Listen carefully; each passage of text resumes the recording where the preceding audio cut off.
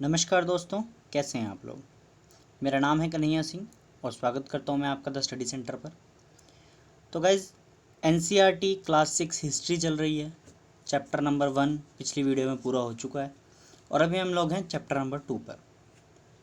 क्या हेडिंग है chapter number 2 की? From hunting gathering to growing food. यानी कि हंट करने, शिकार करने और भोजन इकट्ठे करने से किस तरीके से इंसान ने, मानव ने भोजन उगाना शुरू किया, उसके बारे में इस चैप्टर में पढ़ने वाले हैं। तो एक लड़का है तुषार, वो ट्रेन में जर्नी कर रहा है, दिल्ली से चेन्नई की तरफ जा रहा है अपने कज़न की वेडिंग में। वो ट्रेन के थ्रू सफ़र कर रहा है और उसको विंडो सीट मिल गई है। उसने अपनी नाक को जो है शीशे के साथ चिपका रखा है, मतलब शीशे के बाहर देख रहा है। वो क्या देखता है कि यहाँ पेड़ हैं और घर हैं जो पीछे की तरफ भागे जा रहे हैं, है ना। ट्रेन आगे चलती है, दिखता है ना, पेड़ और जो घर वगैरह होते हैं ऐसे लगता है पीछे की तरफ जा रहे हैं। तो उसके अंकल आते हैं, उसके कंधे को थपथपाते हैं और बोलते हैं, क्या तुम्हें पता है कि ट्रेनों की शुरुआत आज से लगभग 150 साल पहले हुई थी। तो गाइज़, आपके लिए सबसे पहले एक क्वेश्चन है कि आप कमेंट सेक्शन में बताएंगे कि ट्रेनों की शुरुआत इंडिया में कौन सी डेट को हुई थी, कौन सा डेट और कौन सा ईयर था। तो आज से लगभग 150 साल पहले ट्रेनों की शुरुआत हुई थी, लगभग 1820-1830 के दशक में। And people began using buses a few decades ago. तो उसके चाचा उसको बता रहे हैं, क्या तुम्हें पता है कि ट्रेनों की शुरुआत आज से 150 साल पहले हुई है और बसें तो केवल कुछ दशक पहले ही शुरू हुई हैं। तो तुषार हैरान होता है, वो कहता है कि अगर लोग जो है इतनी जल्दी ट्रैवल नहीं कर पाते थे पुराने टाइम में एक जगह से दूसरी जगह पर, तो क्या वो एक ही जगह पर रहकर पूरी ज़िंदगी गुजार देते थे, जहाँ वो पैदा होते थे वहीं पे सारी ज़िंदगी गुजार देते थे? Obviously not. तो वो लोग किस तरीके से ट्रैवल किया करते थे वो हम इस चैप्टर में अब पढ़ने वाले हैं। तो the earliest people why were they on a move, कि वो क्यों ही एक जगह से दूसरी जगह पर जाया करते थे। जैसे आज के टाइम में हम लोग जाते हैं तो उस टाइम लोग क्यों जाया करते थे, इनके रीजंस पढ़ते हैं हम पहले। हम जानते हैं कि जो लोग इस सब कॉन्टिनेंट पे, जो इंडियन सब कॉन्टिनेंट है, भारतीय उपमहाद्वीप है, इस पे लोगों ने रहना शुरू किया था आज से लगभग 2 मिलियन साल पहले, आज से लगभग 20 लाख साल पहले, है ना। और हम उनको क्या बोलते हैं? हंटर गैदरर्स, यानी वो शिकार करके और कुछ भोजन इकट्ठा करके अपना गुजारा चलाया करते थे। ठीक है, तो ये इनका नाम क्या बताता है कि किस तरीके से भोजन इकट्ठा किया करते थे, है ना। Generally they hunted wild animals, जंगली जानवरों का शिकार करना, मछलियाँ पकड़ना, पक्षी पकड़ना, कहीं से जंगलों से फ्रूट इकट्ठे करना, जड़ें इकट्ठे करना, कुछ नट्स यानी कि आपके बादाम वगैरह ये सब नट्स होते हैं, सीड्स यानी बीज इकट्ठे करना, पत्ते इकट्ठे करना, आपके टहनियाँ इकट्ठी करना और अंडे इकट्ठे करना। इन सब को इकट्ठा करके वो लोग अपना खाने पीने का करते थे, अपना गुजारा चलाते थे। Hunter gatherers move from one place to another place, there are many reasons for this. वो क्यों मूव करते थे एक जगह से दूसरी जगह पर, इसके कुछ कारण दे रखे हैं। हम देखते हैं कि वो कौन कौन से कारण हैं जिनकी वजह से वो लोग एक जगह से दूसरी जगह पर मूव किया करते थे। तो पहला रीज़न क्या बता रहा है? First reason is they if they had stayed at one place, अगर वो एक ही प्लेस पर रहे लंबे समय के लिए, they would have eaten up all the available plants and animal resources. अगर वो, क्योंकि वो क्या करते थे, आसपास जो कुछ मिला वही खा रहे हैं, उगा तो रहे नहीं है ना कुछ। वहाँ जो जानवर हैं उनको मार रहे हैं, जो पक्षी हैं उनको मार रहे हैं, जो पेड़ पौधे हैं उनसे वो फ्रूट्स खा रहे हैं, जड़ें खा रहे हैं, सीड्स इकट्ठा कर रहे हैं। अरे पेरिशेबल मटेरियल है, एक ना एक दिन तो ख़त्म होगा ना। वो रिन्यू तो कर नहीं रहे हैं उसको, एक टाइप से उनके लिए नॉन रिन्यूएबल रिसोर्सेज हो गए जो ख़त्म हो जा रहे हैं, क्योंकि वो उसको पैदा नहीं कर रहे हैं, उगा नहीं रहे हैं दोबारा से। तो आज नहीं तो कल तो ख़त्म हो गई। तो ख़त्म हो जाता था, इसलिए उन्हें दूसरी जगह पर जाना पड़ता था इन सर्च ऑफ फूड। दूसरा क्या हो सकता है इसका रीज़न कि वो लोग एक दूसरी जगह पर क्यों जाया करते थे? Animals move from place to place, क्या होता था, अब वो लोग छोटे मोटे जानवरों का शिकार करते थे। फॉर एग्जांपल लेते हैं, मान लीजिए वो लोग किसी सांप का ही शिकार कर रहे हैं, छोटा सा मैं एग्जांपल लेके चलो, एक सांप का शिकार करते हैं वो लोग, ठीक है, स्नेक का। अब स्नेक जो है फ्रॉग्स को खाता है, यानी मेंढकों को खाता है। अब जब एक जगह के मेंढक ख़त्म हो जाएंगे तो वो सांप दूसरी जगह पर जाएगा ना, और उन लोगों को सांप का शिकार करना है। तो जहाँ जहाँ सांप जाएगा वहाँ वहाँ वो लोग भी जाएंगे। समझ में आ रही है आपको बात? ठीक है, तो क्योंकि जानवर अपने से छोटे जानवरों का शिकार करने के लिए एक जगह से दूसरी जगह पर जाया करते थे, यानी कि जैसे कि आपको जानवर है, कोई चीता है मान लीजिए, ठीक है, वो आपकी अपना मृग का शिकार करेगा, जो आपकी हिरण होती है, या फिर कैटल का शिकार करेगा, है ना। अब जो डियर और कैटल हैं वो घास खाएंगे, पत्ते खाएंगे। अब डियर और कैटल पत्ते खाने के लिए जहाँ जहाँ जाएंगे, वो जो हंटर्स गैदरर्स हैं वो भी उनको फॉलो करते करते दूसरी जगह पर पहुँच जाएंगे, ठीक है ना। ये भी दूसरा रीज़न हो सकता है जिसकी वजह से वो मूव करते थे। तीसरा रीज़न क्या है यहाँ पर दे रखा है, थर्ड रीज़न है कि plant and trees bear fruits in different season. अब ऐसा तो नहीं है ना कि आम सर्दियों में उग जाएगा, आम तो सर्दियों में नहीं उगता है। तो जो लोग आम के आसपास रहते जहाँ पे आम उगते थे, तो जब सर्दियाँ पड़ेंगी वहाँ पे आम ख़त्म हो जाएंगे, तो उनको दूसरी जगह पर जाना पड़ेगा ना, ठंड सर्दी के फल खाने के लिए, सेब खाने के लिए। यानी कि मान लीजिए अगर वो उत्तर प्रदेश में रहते हैं और वहाँ पे आम मिल रहा है गर्मी में, तो जब सर्दी आएगी तो उन्हें जम्मू कश्मीर जाना पड़ेगा ना, ताकि वहाँ से वो सेब वगैरह खा सके, जहाँ उन्हें फ्रूट्स वगैरह मिल सके। अगला रीज़न क्या हो सकता था, फोर्थ रीज़न क्या होता था इसका, कि people plant and animals need water to survive. Obviously ये पानी की ज़रूरत पड़ने वाली है, ठीक है। पानी कहाँ मिलेगा, लेक्स में मिलेगा, यानी आपकी झीलों में मिलेगा, नदियों में मिलेगा, है ना। अब क्या होता था कि सारी नदियाँ तो पेरिनियल, पेरिनियल का मतलब होता है ऐसी नदियाँ जो 12 मास बहती हैं, ठीक है। कुछ नदियाँ तो पेरिनियल होती हैं, लेकिन कुछ सीजनल होती हैं जो एक डिफरेंट सीज़न में ही बहती है, मानसून आएगा तभी बहती हैं। जैसे आप अगर राजस्थान में चले जाएं, राजस्थान में एक लूनी नदी है, वो केवल बारिश के मौसम में बहती है वरना सूख जाती है, ठीक है। तो people living on their bank, जो लोग उन नदियों के किनारों पर रहा करते थे और जब वो नदियाँ सूख जाया करती थी तो नए वाटर रिसोर्स की खोज में वो अपना प्लेस बदल लेते थे अकॉर्डिंग टू सीज़न। अच्छा, फिर आगे क्वेश्चन कह रहा है कि हम लोगों को कैसे पता, ये हमें पता कैसे लगा कि वो लोग समय के साथ साथ अपनी जगह बदल रहे हैं। How do we know about this people. हालांकि हमने पिछले चैप्टर में ही पढ़ा था, हमें कैसे पता लगता है, मैन्यूस्क्रिप्ट से, इंस्क्रिप्शन से, और जो उस समय आर्कियोलॉजिकल जो हमें एग्जाम्पल्स मिले उसमें पता लगता है कि लोग रहते थे, क्या खाते थे, नहीं थे। लेकिन हमें ये कैसे पता लगेगा कि लोग ट्रैवल क्यों किया करते थे या कैसे किया करते थे, ठीक है। देखिए, archaeologist have found some of the things hunter gatherers made and used. Archaeologist को कुछ ऐसी चीज़ें मिली है जो बताती हैं कि वो हंटर गैदरर्स क्या क्या यूज़ किया करते थे, ठीक है। तो it is likely that people made and use tools of stone, वो पत्थर के बने औजार यूज़ किया करते थे।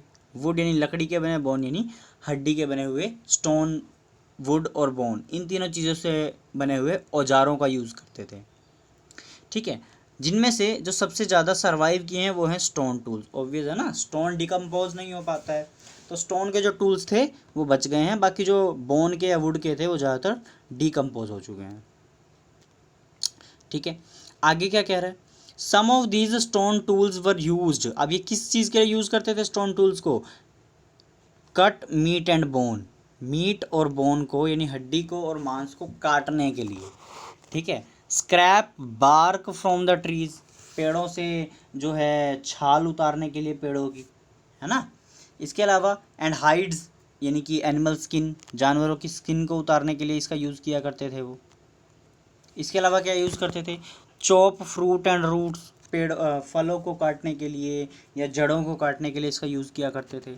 कई बार क्या होता था कि ये जो पत्थर के हथियार होते थे इनको हड्डी या फिर लकड़ी के हैंडल के साथ जोड़ दिया जाता था, जिससे स्पीयर्स या एरो बनाए। स्पीयर मतलब होता है भाले, भाले और एरो मतलब तीर, यानी शिकार करने के लिए भाले और तीर बनाने के लिए ना।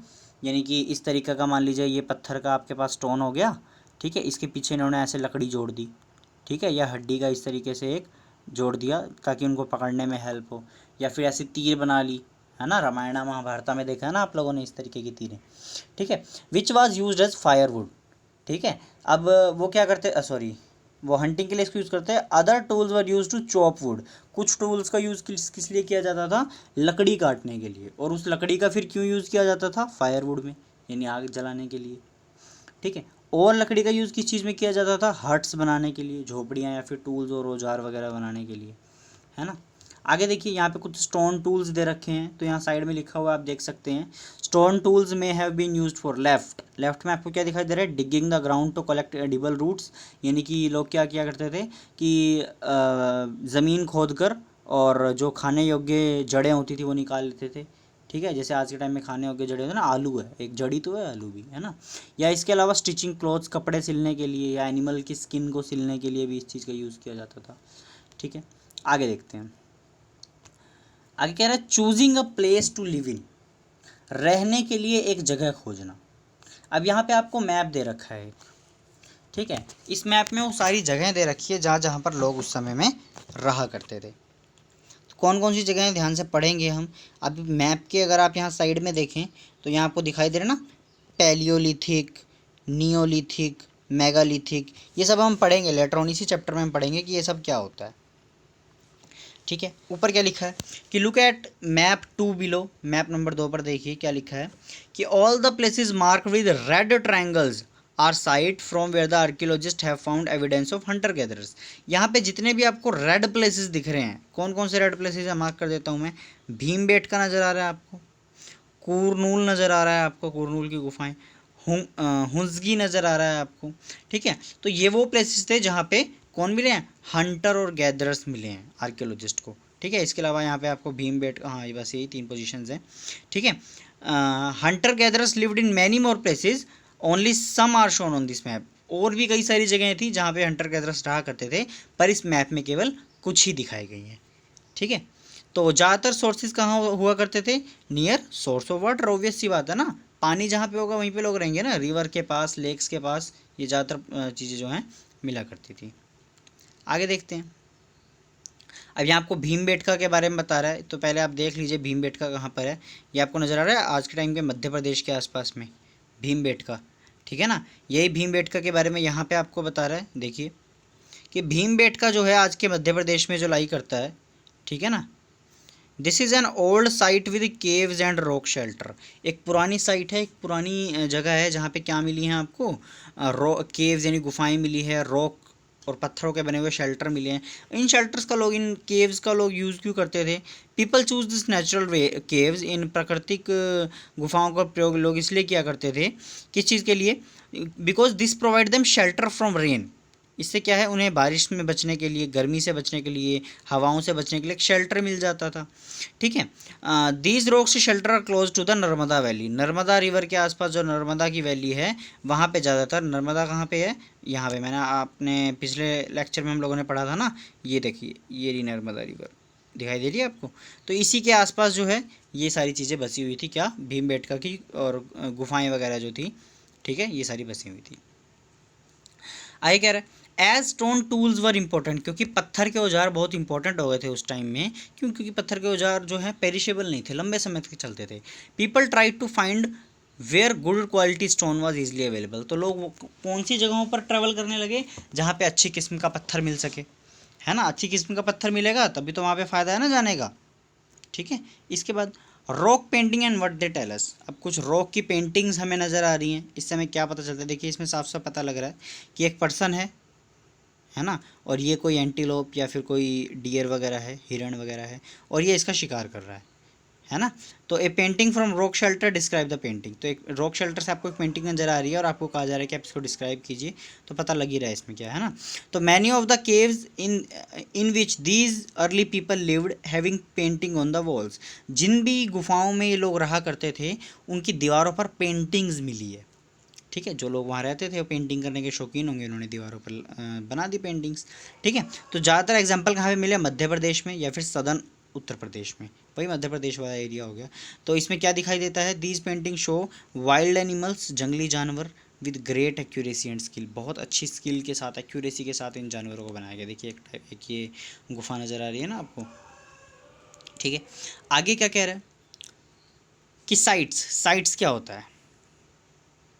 साइट्स वो प्लेसेस हैं where the remain of things, यानी कुछ चीज़ें बची हुई मिल जाती हैं, जैसे कि टूल्स यानी औजार, पोर्ट्स यानी मटके, बिल्डिंग यानी कि आपके घर वगैरह।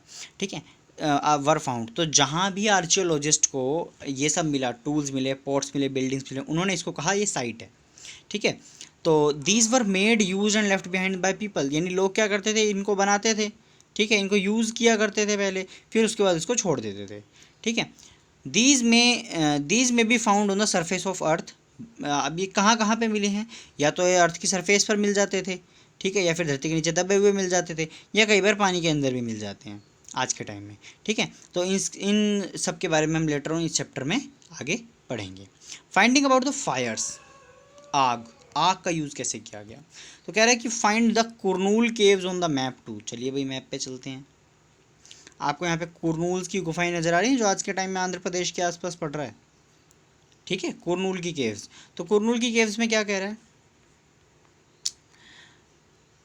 Traces of ash have been found here. Ash मतलब राख, यहाँ पर राख मिली है।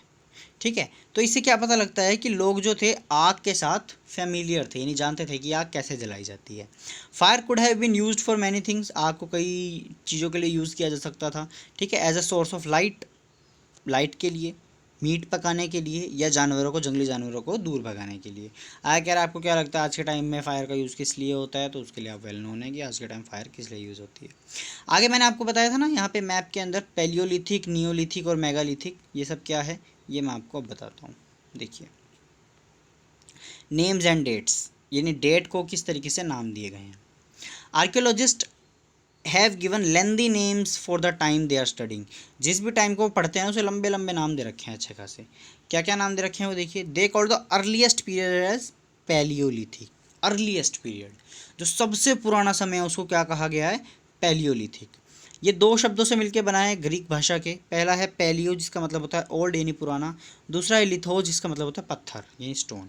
ठीक है, तो पैलियोलिथिक का क्या मतलब हो गया, पुराने पत्थर, है ना, ओल्ड स्टोन्स, पुराने पत्थर, यानी जो सबसे पुराना टाइम पीरियड था वो है पैलियोलिथिक का। ठीक है, इससे the name points to the importance and find of the stone tools, इससे पता लगता है कि उस समय में पत्थरों की इंपॉर्टेंस कितनी ज़्यादा रही थी। ठीक है, जो पैलियोलिथिक का पीरियड है वो कब से कब तक है, 2 मिलियन ईयर्स एगो से लेकर 12,000 साल पहले तक, यानी 20 लाख साल पहले से लेकर करीब 12,000 साल पहले तक का जितना भी समय है, वो सारा क्या है आपका पैलियोलिथिक एज। इसमें इसमें भी जो लॉन्ग स्ट्रेच है इसको दो भागों में डिवाइड किया गया, तीन भागों में डिवाइड किया गया है। लोअर पैलियोलिथिक, मिडल पैलियोलिथिक, अपर पैलियोलिथिक, क्योंकि बहुत लंबा समय हो गया ना, तो लोअर पैलियोलिथिक, मिडल पैलियोलिथिक और अपर पैलियोलिथिक। ठीक है, तो these long span of time cover about 99% of human history. तो ऑब्वियस है कि ह्यूमन हिस्ट्री का लगभग 99% से ज़्यादा हिस्सा जो है इसी पैलियोलिथिक एज में कवर्ड है, और इसके बारे में हमें कुछ बहुत सारा नहीं पता है। ठीक है, the period when we find environmental changes. अब एक समय आया जब हमें कुछ एनवायरमेंटल चेंजेस देखने को मिले। कौन कौन से चेंजेस हैं हम पढ़ेंगे अभी। ठीक है, तो कौन कौन चेंजेस हमें देखने को मिले, उसमें वो मिलने लगे हमें लगभग 12,000 साल पहले। आज से 12,000 साल पहले हमें कुछ चेंजेस देखने को मिले, और वो कब तक रहे, करीब 10,000 साल पहले तक, यानी 2,000 सालों तक। इस पीरियड को क्या कहा गया है, मीजोलिथिक पीरियड, है ना। मीजोलिथिक मतलब, मीजो मतलब मिडल, लिथिक मतलब पत्थर, यानी मीजोलिथिक पीरियड यानी मिडल स्टोन्स एज। ठीक है, stone tools found during this period are generally tiny and are called microliths. इस समय जो पत्थर मिले हैं ना, बहुत छोटे पत्थर मिले हैं, इसलिए इन पत्थरों को माइक्रोलिथ्स कहा जाता है। माइक्रो मतलब बहुत छोटा, है ना।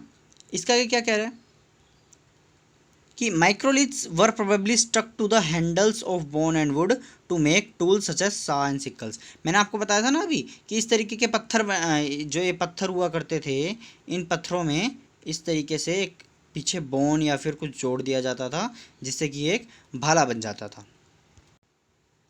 तो इससे क्या है कि आरी और दराती, सा और सिकल का क्या मतलब होता है, सा होता है आरी, आपने देखा होगा ना लोहे की जो आरी होती है जिससे कारपेंटर वर्क किया करते हैं, और सिक्कल क्या होता है, दनाती, जिससे पेड़ वो जो गेहूं वगैरह जब पक जाते हैं जिससे काटा जाता है ना दराती, उसको कुछ लोग हाँसी बोलते हैं, कुछ लोग हंसुआ बोलते हैं, है ना। आगे देखिए, at the same time older varieties of tool continue to be use. कहते हैं नए नए टूल्स तो बनने लगे, लेकिन पुराने टूल्स का भी प्रचलन जो था वो एज इट इज़ चालू रहा। ठीक है, द नेक्स्ट स्टेज, अगली स्टेज कौन सी आई, 10,000 साल के बाद, यानी आज से लगभग 10,000 साल पहले तक। इसको कहा जाता है नियोलिथिक पीरियड।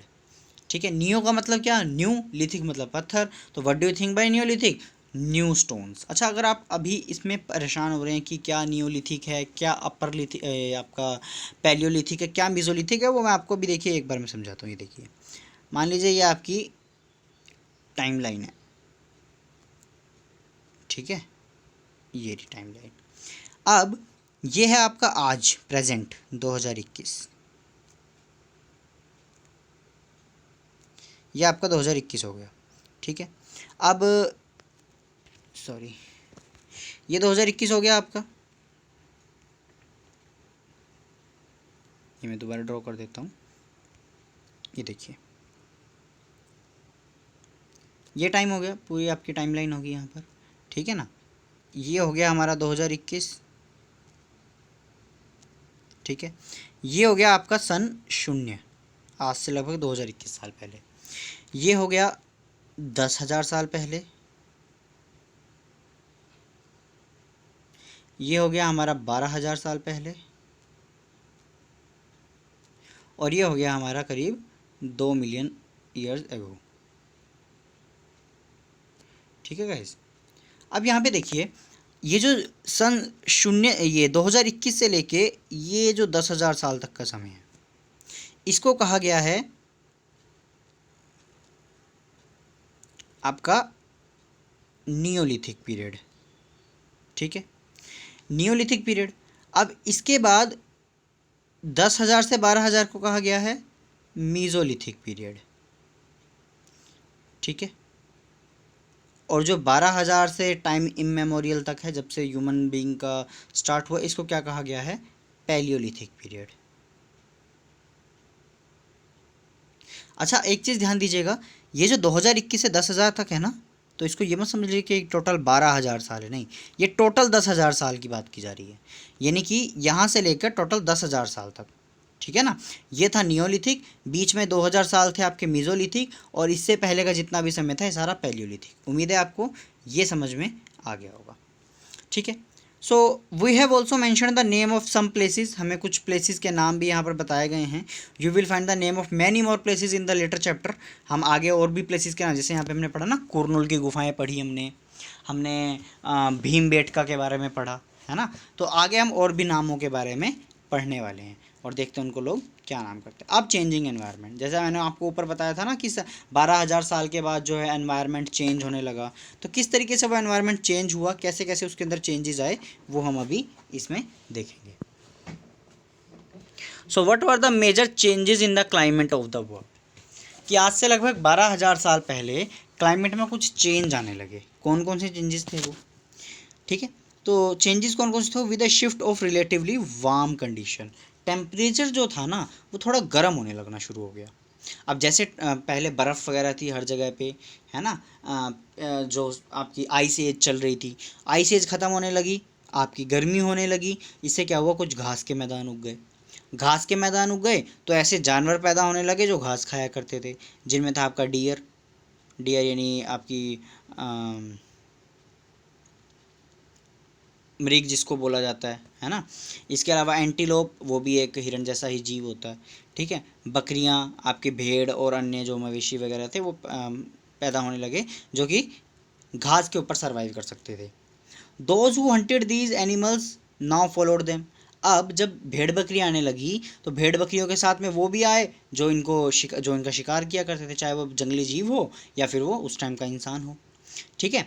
तो learning about their food habits and their breeding seasons, अब उनको पता लगने लगा कि ये क्या क्या खाते हैं, किन किन सीजन्स में ब्रीड करते हैं, बच्चे पैदा करते हैं, ठीक है। इससे क्या पता लगा लोगों को, इंसानों को, कि this help people to think, start thinking about herding and rearing these animal themselves. अब लोगों ने सोच लिया कि क्यों ना अब इन जानवरों को हम खुद ही पालना शुरू कर दें, ठीक है। ब्रीडिंग सीज़न में ये ब्रीड करेंगे, अपना भोजन वगैरह हम इनको ला कर दे देंगे, और अपना घास वगैरह ये खा लेंगे यहीं से, और इसके साथ में हमें खाने को मांस भी मिल जाएगा, ठीक है। फिशिंग आल्सो बिकम इम्पोर्टेंट, लोगों ने मछली पालना भी शुरू कर दिया, ये भी एक इम्पोर्टेंट काम बन गया, ठीक है। The beginning of the farming and herding, किस तरीके से फार्मिंग और हर्डिंग चालू हुई, खेती और जानवर पालना लोगों ने कैसे शुरू किया। This was also a time when several grains bearing grass including wheat, barley and rice grew naturally in different part of the subcontinent. ये वही टाइम था जब कई सारे ऐसी आपके अनाज उगने लगे जिसमें ओरिजिनली ग्रास होती ही थी। अगर आप गेहूं के, चावल के या जौ के पेड़ों को देखें तो उसमें देखते हैं ना घास सी होती है साथ में, ठीक है, जिसको हम जानवरों को खिला देते हैं या फिर जला देते हैं हरियाणा पंजाब के एरिया में, ठीक है। तो नेचुरली क्या है, ये सब कंटिनेंट में अपने आप पैदा होने लगे। तो जो मैन वीमेन और बच्चे थे उन्होंने क्या किया कि इनको कलेक्ट करना शुरू कर दिया, खाने के लिए, ठीक है, और इन्हें धीरे धीरे सीखने लगे कि ये पैदा कैसे होता है, ठीक है, और ये किस तरीके से पकता है, कितने समय में पकता है, इन सारी चीज़ों की जानकारी इकट्ठा करने लगे, ठीक है। इससे क्या हुआ, उनको क्या फ़ायदा हुआ, उन्होंने पेड़ उगाना शुरू किया अपने आप से, लोगों ने खुद ही पेड़ उगाना शुरू कर दिया और धीरे धीरे वो अपना फार्मर बन गए। तो ऊपर हमने देखा किस तरीके से वो हर्डर्स बने थे, अब हमने देखा किस तरीके से वो फार्मर बन गए। पहले उन्होंने जानवर पालना शुरू किया, फिर धीरे धीरे उन्होंने अपना खेती करना भी शुरू कर दिया। People could also attract and then tame animals by leaving food for them. फिर लोगों ने क्या किया, लोगों ने अट्रैक्ट किया जानवरों को, ठीक है, उनको पालना शुरू किया। कैसे, उनके लिए खाना छोड़ देते थे, यानी अपने घर के बाहर थोड़ा सा खाना रख दिया। आज के टाइम में हम लोग जैसे जो हमारी रैट ट्रैप होता है जिसमें चूहे को फंसाया जाता है, उसमें भी ऐसा करते हैं ना, खाना रख देते हैं, चूहा आ जाता है। तो इस तरीके, ये इसी स्किल का प्रयोग हमने उन्हीं से सीखा है, अपने पुराने लोगों से ही सीखा है। वो भी क्या करते थे, इसी तरीके से भोजन को रख देते थे अपने घर के आसपास में, वहाँ जानवर आते थे, धीरे धीरे उनको लगता था कि हाँ यहाँ पे भोजन मिल रहा है, तो उनके पालतू बन जाते थे। तो फर्स्ट एनिमल जिसको सबसे पहले पाला गया वो कौन था, वाइल्ड डॉग, एक जंगली कुत्ता, ठीक है। धीरे धीरे लोगों ने क्या किया, जानवरों को और पालने लगे, ठीक है। ऐसे जानवरों को पालना शुरू किया जो रिलेटिवली जेंटल थे, जो हमलावर नहीं थे, ठीक है, शांत जानवर थे, जैसे कि डॉग हो गया या फिर आपके गाय भैंस वगैरह हो गए, बकरियां हो गई, इन सबको पालना शुरू किया, ठीक है। तो इन जानवरों ने शुरू कर दिया इंसानों के कैंप के आसपास आना, ठीक है। इनमें कौन कौन थे, भेड़ थी, बकरियां थी, मवेशी थे या सूअर वगैरह थे, ठीक है। ये किस में रहा करते थे, हर्ड्स में, यानी झुंड में रहा करते थे, ठीक है, और क्या खाया करते थे, घास, ठीक है। तो लोगों ने क्या किया, लोग इसको प्रोटेक्ट, ऐसे जानवरों को प्रोटेक्ट करना शुरू किया जंगली जानवरों से, और इस तरीके से वो हर्डर्स बन गए, यानी कि जानवर पालना उन्होंने शुरू कर दिया।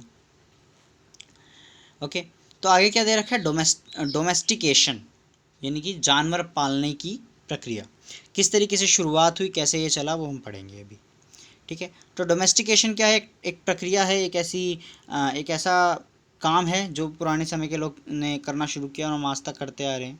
तो it is the name given to the process, ये एक ऐसे प्रोसेस का नाम है in which people grow plants and look after animals, जिनमें लोग क्या करते हैं कि पेड़ भी अपना प्लांट्स वगैरह उगाते हैं, साथ ही साथ जानवरों को भी पालते हैं। तो ज़्यादातर क्या होता है, plants and animals that are tended by people become different from wild. अब जिन जानवरों को इंसान पालेगा वो जो है जंगली जानवरों से और जंगली पेड़ पौधों से अलग हो जाएंगे, ठीक है, देखने से ही अलग पता चल जाएगा कि ये जंगली है और ये जो है आपका पालतू है, ठीक है। This is because people select plant and animal for domestication. तो जो डिफरेंट प्लांट्स होते थे उनको लोगों ने चुनना शुरू कर दिया डोमेस्टिकेशन के लिए। For example, they select those plants and animals that do not are not prone to any disease. वो ऐसे ही पेड़ों को चुना करते थे जिसमें जल्दी से कोई बीमारी ना पकड़ती हो, ऐसे ही एनिमल्स को लेते थे जिनसे कोई बीमारी ना हो जाए। अब ऐसा ना हो ना वो ऐसे जानवर को पाले जिससे वो खुद ही बीमार हो जाए, ठीक है, या वो जानवर खुद ही बीमारी से मर जाए, तो ऐसे जानवर को पालने का क्या फ़ायदा, ठीक है। साथ ही वो ऐसे पेड़ों को चुना करते थे जिससे लंबे लंबे लार्ज साइज ग्रेन मिले, जैसे गेहूँ चावल लंबे ना कि जब एक होता है ना आपकी जो बाजरा होता है वो छोटा होता है कंपैरेटिवली गेहूँ और चावल से, ठीक है। तो लोगों ने क्या उगाना शुरू किया, गेहूँ चावल उगाना शुरू किया, है ना। ऐसे पेड़ उगे पेड़ उगाए जिनकी स्टाक्स यानी कि जिनके तने होते थे, जिनकी टहनियाँ होती थी मजबूत होती थी, capable of bearing the weight of the ripe grain, यानी जब वो पक जाए वो अनाज तो उसको वजन को भी उठा सके, ऐसा ना हो कि वो पेड़ उसके वजन से ही टूट जाए और ख़त्म हो जाए, ठीक है। Seeds from selected plants are preserved, कुछ सेलेक्टेड प्लांट्स ले लिए जो स्वस्थ पेड़ थे, उनके बीजों को संभाल के रख लिया, फिर उनको बोया, ठीक है, ताकि नए प्लांट जो उगें उनके पास भी सेम क्वालिटी हो, अच्छी क्वालिटी के नए नए पेड़ उगें, ठीक है। अब अगर बात की जाए जानवरों की, तो ऐसे जानवर पालना शुरू किए जो जेंटल थे, ठीक है, जो ज़्यादा खतरनाक नहीं थे, वाइल्ड नहीं थे, ठीक है। तो इससे क्या हुआ, धीरे धीरे gradually domesticated animals and plant become different from the wild animals. जो पालतू जानवर और पेड़ पौधे थे वो जंगली पेड़ पौधों और जानवरों से अलग हो गए। उदाहरण के लिए जो दांत और आपके हॉर्न्स थे यानी सींग थे जंगली जानवरों के, वो बड़े होते थे किसके कंपैरिजन में, डोमेस्टिकेटेड एनिमल्स। जैसे आप यहाँ पर देखिए, अगर आपको फोटो में नज़र आ रहा है ना साथ में, ये फोटो, ये किसकी फ़ोटो है, टू सेट ऑफ टीथ, दो दांत के सेट हैं। पहला जो है ये वाला, ये एक पालतू सूअर का दांत, और ये वाला जो है ये है एक जंगली सूअर का दांत। ऑब्वियसली आपको देख के पता लग रहा है ना कौन सा पालतू का है और कौन सा जंगली का है, ठीक है। तो domestication was a gradual process that took place in many parts of the world. तो डोमेस्टिकेशन एक ऐसा प्रोसेस था जो दुनिया भर के काफ़ी सारे देशों में हुआ। 12,000 साल पहले ये शुरू हुआ था। धीरे धीरे क्या हुआ, प्लांट और animal produces that we use as food today is result of domestication. तो आज जो हम तरह तरह के पेड़ पौधे और जानवरों का प्रयोग कर रहे हैं ना, वो डोमेस्टिकेशन का ही रिजल्ट है। डोमेस्टिकेशन की वजह से ही ये सब पॉसिबल हो पाया है। Some of the earliest plant to be domesticated were wheat and barley. जो स्टार्टिंग में जो पेड़ उगाए गए वो कौन कौन से थे, जो मैंने आपको पहले ही बताया, पिछले चैप्टर में मैंने पढ़ा, गेहूं और जौ। The earliest domesticated animals were sheep and goat. जो सबसे पहले जानवर सबसे पहले पाले गए वो कौन कौन से थे, भेड़ और बकरियां। आगे क्या कह रहा है, a new way to life. लोगों ने एक नए तरीके से ज़िंदगी जीना शुरू किया। When you plant a tree, जब हम एक पेड़ उगाते हैं ना तो क्या होता है, you will notice that it takes some weeks to grow. इसको कुछ हफ्ते लगते हैं बड़ा होने में, पूरा कंप्लीट होने में। कई बार कुछ दिन लग जाते हैं, कुछ हफ्ते लग जाते हैं, महीने, और कई बार साल भी लग जाते हैं। अब जब लोगों ने पेड़ उगाना सबसे पहले शुरू किया तो इसका मतलब उनको एक जगह पर रुकना पड़ा लंबे समय के लिए। क्यों? क्योंकि पेड़ को पानी देना है, उसके आसपास खरपतवार को हटाना है, आसपास के जानवर और पक्षियों से उसकी रक्षा करनी है जब तक वो पक नहीं जाता। और जब एक बार वो पक गया, उसकी कटाई हो गई, तो उसको तब भी उसको देखभाल करना है, ठीक है, उसको संभाल के रखना है। कैसे संभाल के रखना है? As grain had to be stored for both food and seed. अब जब एक बार खाना पककर आ गया है, जो आपकी फसल है वो पककर आ गई है, उसके बाद उसको स्टोर भी तो करना है ना। खाना के लिए भी स्टोर करना है, अगले साल जो उगाने के लिए सीड भी चाहिए उसके लिए भी स्टोर करना है। तो लोग सोचने लगे भैया कैसे स्टोर किया जाए। तो लोगों ने क्या किया, बड़े बड़े मिट्टी के पॉट बनाने शुरू किए, बड़े बड़े मिट्टी के मटके घड़े बनाने शुरू किए। और क्या किया, वो बास्केट बनाने शुरू किए।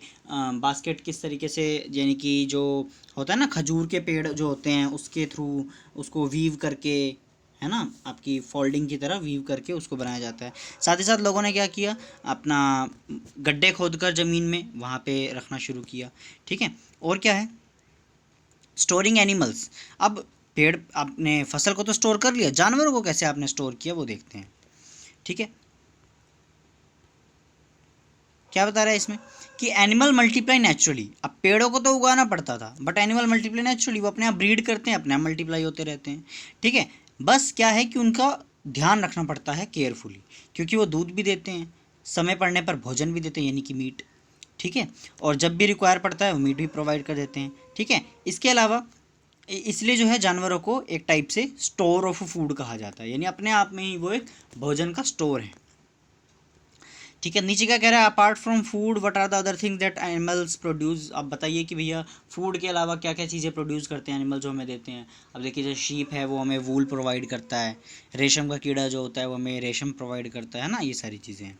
इसके बाद finding out about the first farmers and herders. सबसे पहले जो किसान आए, सबसे पहले जो हर्डर्स आए उसके बारे में देखते हैं। अब कह रहा है भाई, turn to map 2, you will notice a number of blue squares, each mark a site from where archaeologist have found evidence of early farmers and herders.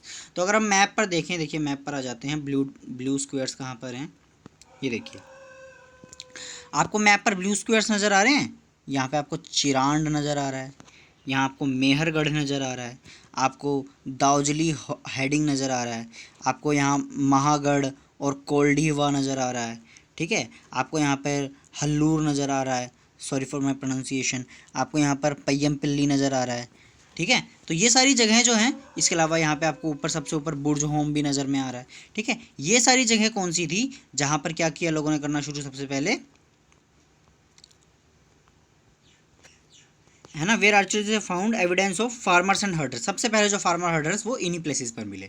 These are found all over the subcontinent. ये सब continent में लगभग हर जगह मिले हैं, ठीक है। Some of the most important ones are north west. सबसे ज़्यादा कहाँ पे मिले हैं, नॉर्थ वेस्ट।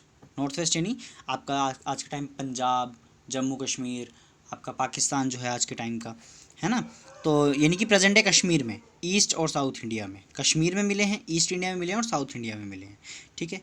अब इसमें आगे क्या कह रहा है कि to find out whether these sites were settlement of farmers and herders, scientist study evidence of plant and animal bones.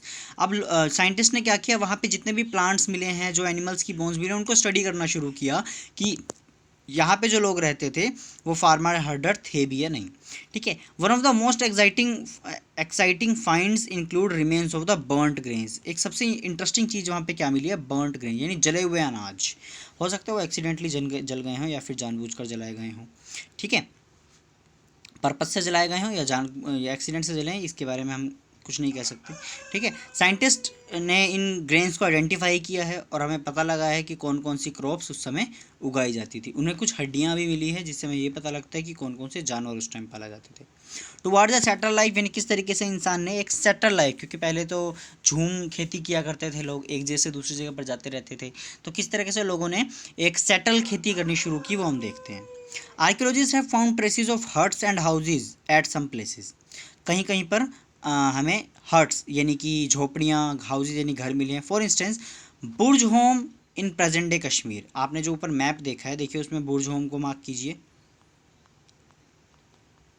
ये देखिए यहाँ दिखाई दे रहा है आपको, ये रहा बुर्ज होम, ठीक है। तो बुर्ज होम के पास क्या क्या मिला है आप साइंटिस्ट वगैरह को, वो देखते हैं। तो बुर्ज होम जो प्रेजेंट डे कश्मीर है, पीपल बिल्ड पिट हाउसेज। लोगों ने पिट हाउस बनाए थे।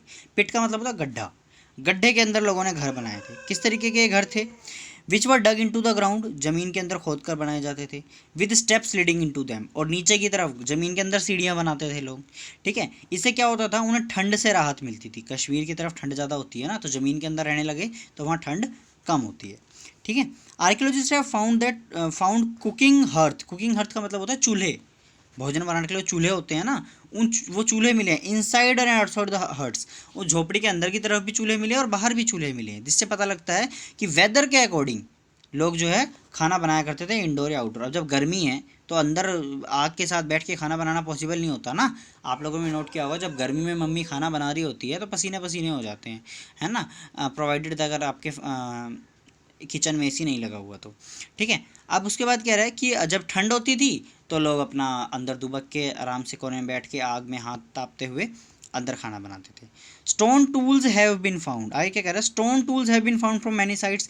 कई जगह पत्थर के औजार मिले हैं। Many of these are different from the earlier palaeolithic tools. ये जो पत्थर के औजार मिले हैं पुराने पैलियोलिथिक टूल से डिफरेंट हैं, इसलिए इनको क्या कहा गया है, नियोलिथिक यानी नवपाषाण, नए पत्थर। These include tools that were polished to give a fine cutting edge. इनको पॉलिश किया जाता, घिसा जाता था, जिससे क्या होता था, ये फाइन कटिंग एज यानी इनके शार्प नुकीले कोने मिल जाते थे। And motors and pastels use for grinding grain. Motor pastel क्या होता है, ओखल, ओखली सुना है ना आप लोगों ने, ओखली पता होगा आप लोगों को, इस तरह की ओखली हुआ करती थी। ये आपका पत्थर का हुआ करता था, इसके अंदर ग्रेन डालकर और इस तरीके का इसका होता था, जिससे इसको उठाकर इसके अंदर जो है पीसा जाता था, जो भी ग्रेन वगैरह डाल के इसको पीसा जाता था, ठीक है।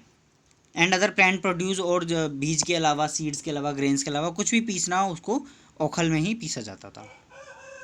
सेवरल थाउजेंड ईयर्स, आगे क्या कह रहा है, आज भी कई हज़ार साल बाद आज भी कई जगहों पर ओखली का प्रयोग है। हालांकि अब तो ग्राइंडिंग मशीन्स, मिक्सचर्स वगैरह आ गए हैं, तो अब इनकी ज़्यादा ज़रूरत नहीं पड़ती है। At the same time tools of the palaeolithic type continue to be made and use. देखिए नए औजार तो आ गए, लेकिन इसका मतलब ये नहीं था कि पुराने औजार ख़त्म हो गए। पुराने औजार का यूज़ भी जारी रहा, ठीक है। पैलियोलिथिक काल के जो औजार थे उनका यूज़ भी जारी रहा, और नियोलिथिक काल के जो औजार थे वो भी बनने लगे। And remember some tools were also made of bones. ये भी हमें याद रखना है कि कुछ जो टूल्स थे वो बोन यानी हड्डियों के भी बने हुए थे।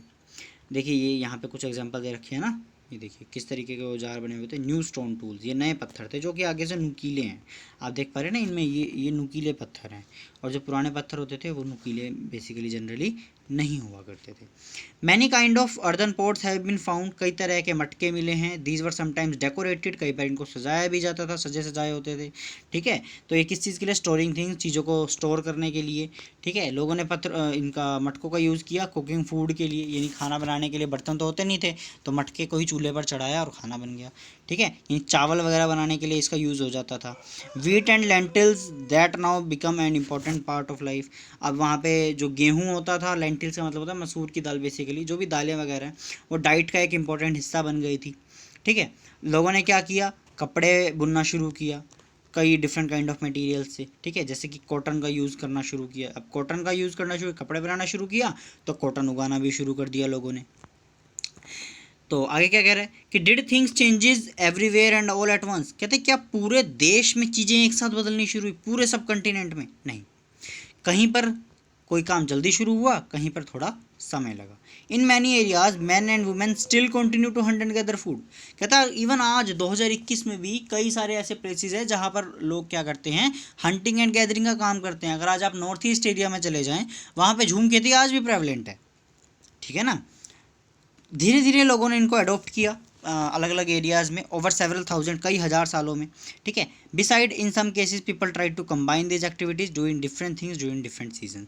लोगों ने क्या किया कि अलग अलग सीजन में अलग अलग काम करने शुरू कर दिए। यानी मान लीजिए अगर गर्मी चल रही है तो गर्मी में अपना झूम खेती कर ली, जब सर्दी चल रही है तो जाके अपना परमानेंट एक जगह पर सेटल होकर खेती करी। तो यानी लोग एक झूम खेती भी कर रहे हैं और सेटल खेती भी कर रहे हैं, ऐसे भी कुछ केसेस सामने आए हैं। तो यहाँ पे आपको एक मटका दिखाया जा रहा है, एक टाइप का जार है ये, जिसमें कुछ स्टोर किया जाता होगा पुराने समय में। इसके बाद एक क्लोजर लुक दे रहा है मेहरगढ़ में। मेहरगढ़ आपको कह रहा है मैप 2 पर देखिए, तो आप देख लीजिए नॉर्थ वेस्ट एरिया में अपने बुक में जो मेहरगढ़ है पाकिस्तान में पड़ रहा है आज के टाइम में। This site is located in A fertile plain, ये साइट जो है एक फर्टाइल यानी उपजाऊ धरती पर है, फर्टाइल प्लेन पर है। बोलन पास पड़ता है वहाँ पर, पास का मतलब होता है दर्रा, जहाँ पे जो किरथर और सुलेमान पहाड़ियाँ हैं ना, उनके बीच में बोलन पास पड़ता है, ठीक है। Which is one of the most important route in the Iran, और यहाँ से ईरान जाया जा सकता है, ठीक है। Mehrgarh was probably one of the place where people learn how to grow barley and wheat. आपको याद है पहले चैप्टर में हमने पढ़ा था कि सुलेमान और किरथर पहाड़ियों के आसपास 8000 साल पहले लोगों ने वीट और बार्ली पैदा करना शुरू किया, उगाना शुरू किया। तो उसी प्लेस के बारे में बात करें, शायद ये वो जगह है जहाँ पर सबसे पहले बार्ली और वीट यानी जौ और गेहूँ उगाना शुरू हुआ। And rear sheep and goat for the first time in this area, सबसे पहले भेड़ बकरियाँ पालना भी इसी एरिया में शुरू हुआ था। It is one of the earliest village, सबसे पुराने गाँव में से एक है। At the side many animal bones are found, कई जानवरों की हड्डियाँ मिली हैं आपको, ठीक है। Bones of wild animals such as deer and pig, कई जंगली जानवरों की हड्डियाँ भी मिली है, जिनमें कि आपके सूअर और साथ ही साथ हिरण भी शामिल है, ठीक है।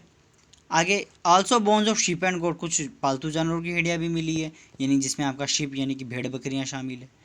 Other finds at Mehrgarh includes remains of the square and rectangular houses. ये स्क्वेयर, ये देखिए दिख रहा है ना आपको घर, स्क्वेयर घर है।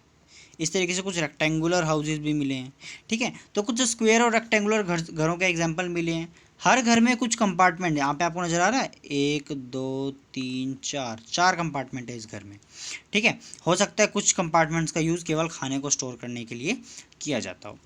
अब जब मर जाते थे लोग तो उनके साथ क्या किया जाता था, क्या किया मतलब उनका अंतिम संस्कार कैसे किया जाता था। When people die their relatives and friends generally pay respect to them, उनके जो रिश्तेदार हुआ करते थे वो उनको रिस्पेक्ट देते थे। कैसे, पीपल लुक आफ्टर देम, वो उनका ध्यान रखा करते थे इवन मरने के बाद। Perhaps in a believe that there is a life even after death, वो ये माना करते थे कि मरने के बाद भी एक ज़िंदगी है, इसलिए उन लोगों का ध्यान रखा किया करते थे, ठीक है। Burial is one such arrangement, जो वहाँ पे लोगों को दफनाया जाता था उसमें ऐसा ही कुछ होता था। Several burials site have been found in Mehrgarh, Mehrgarh में कई सारी ऐसी जगह मिली हैं। इन वन इंस्टेंस, एक जगह तो ऐसा मिला है कि dead person was buried with goat, एक आदमी मरा उसको दबाया गया और साथ में एक बकरी को भी दफना दिया गया, ठीक है। ये सोच के कि शायद ये बकरी जो है इसके अगले जन्म में इसको भोजन के काम आएगी, ठीक है। तो उस टाइम लोगों के मिथ्स थे, हालांकि मिथ्स तो आज भी बहुत सारे प्रेवलेंट हैं इंडियन सोसाइटी में, ठीक है। तो ये आप एक देख पा रहे हैं, इसी का बता रहा है, देखिए ये एक ह्यूमन स्कल है, ठीक है। और यहाँ पे कुछ भेड़ बकरियों के स्कल्स भी आपको नज़र में आ रहे हैं। ये सोचिए कि भाई मरने के बाद जब ऊपर जाएगा इंसान तो वहाँ पे खाएगा। A burial from Mehrgarh, can you identify the skeleton of goats, आपको क्या गोट्स की यहाँ पर हड्डियाँ नज़र में आ रही हैं? तो बिल्कुल नज़र आ रही हैं हमें। तो ऊपर क्या दे रखा है, a house in Mehrgarh, Mehrgarh का एक घर दे रखा है, ठीक है। In what ways these house similar to the ones in which you live, क्या ये आपके जिस घर में आप रहते हैं उससे सिमिलर है? यदि हाँ तो कैसे सिमिलर है? एल्सवेयर, और कहीं देश दुनिया की खबर इसमें दे रखी है। Cave painting in France, France में केव पेंटिंग, अगर आप अपने एटलस में देखें तो आपको फ्रांस दिख जाएगा, ठीक है। तो फ्रांस में क्या है, नीचे एक पेंटिंग दे रखी है हमें, हम पेंटिंग देख लेते हैं पहले।